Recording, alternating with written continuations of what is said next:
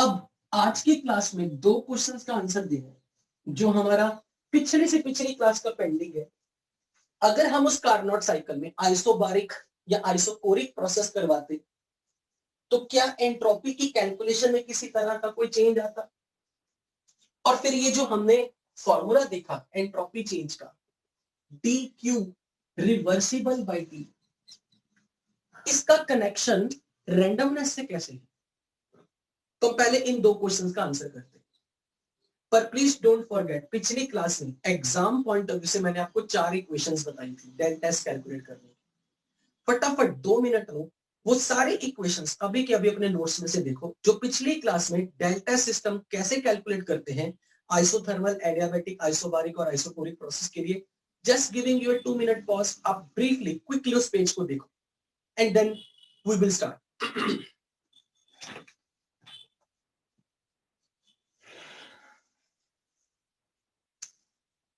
तो delta S की calculation तुरंत से 2 मिनट में अब देखो।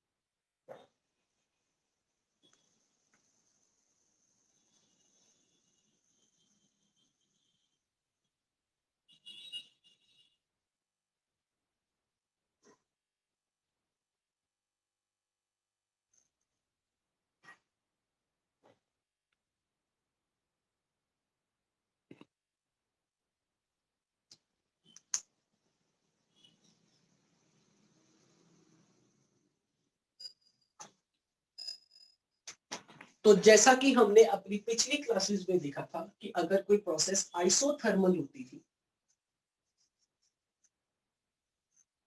तो हमने डेल्टा एस के लिए इक्वेशन लिखा था Q system reversibly bye temperature, और अगर प्रोसेस एडियाबैटिक होगी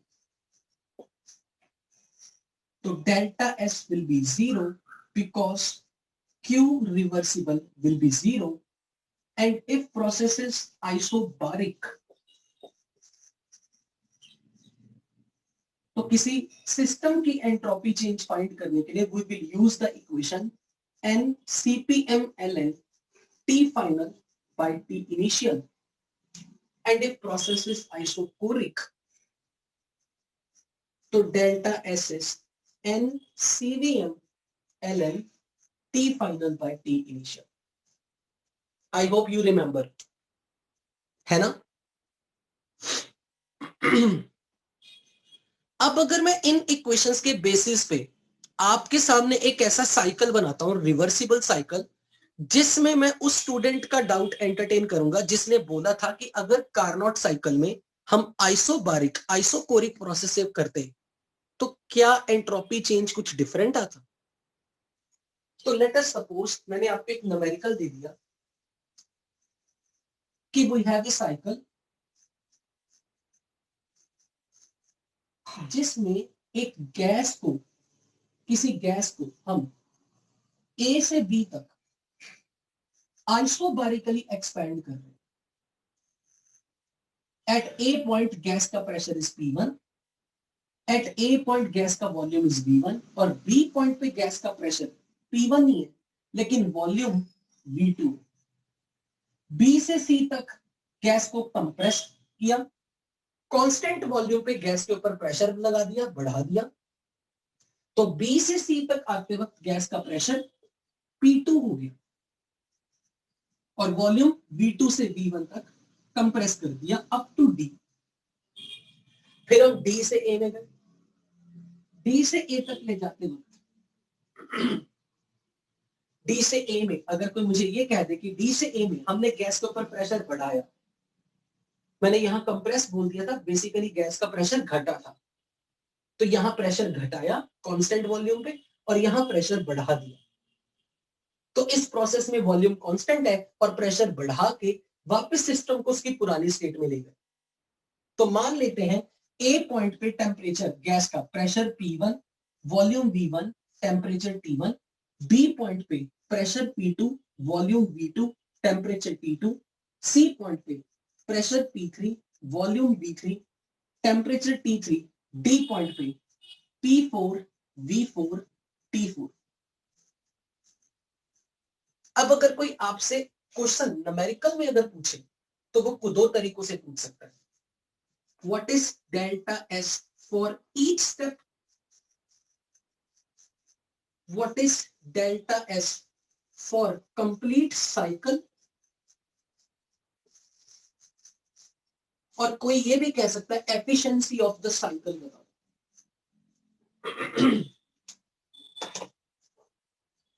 और ये तीन तरह का क्वेश्चन, ये मत सोचो कि कोई न्यूमेरिकल है, ये कोई डेरिवेशन है। बच्चों इस तरह के न्यूमेरिकल आपको मिलेंगे शीट में।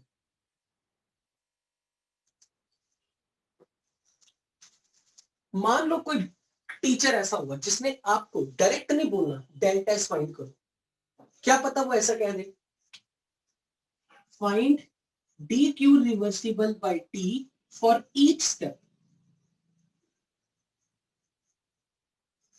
And my dear audience, each step is not cyclic. पहला स्टेप साइक्लिक नहीं है, दूसरा स्टेप साइक्लिक नहीं है, तीसरा स्टेप साइक्लिक नहीं है, चौथा स्टेप साइक्लिक नहीं है, चारों स्टेप्स का टोटल साइकिल है। इसलिए जब ईच स्टेप के लिए ऐसा पूछा है तो यहां साइक्लिक इंटीग्रेशन वाला साइन नहीं लगाना, तो यहां सिंपल ऐसा दिखा मिलेगा find this for each step, मतलब find delta S for each step, find delta S for complete cycle, यानी कि ऐसा पूछ लिया जाएगा D Q reversible by T का इंटीग्रेशन साइकिल में कितना फॉर द साइकिल। अब नहीं लिखना मैंने for the cycle, cyclic integration का मतलब पूरे साइक्लिक प्रोसेस के लिए बताओ। Efficiency of cycle, definition efficiency की नेट वर्क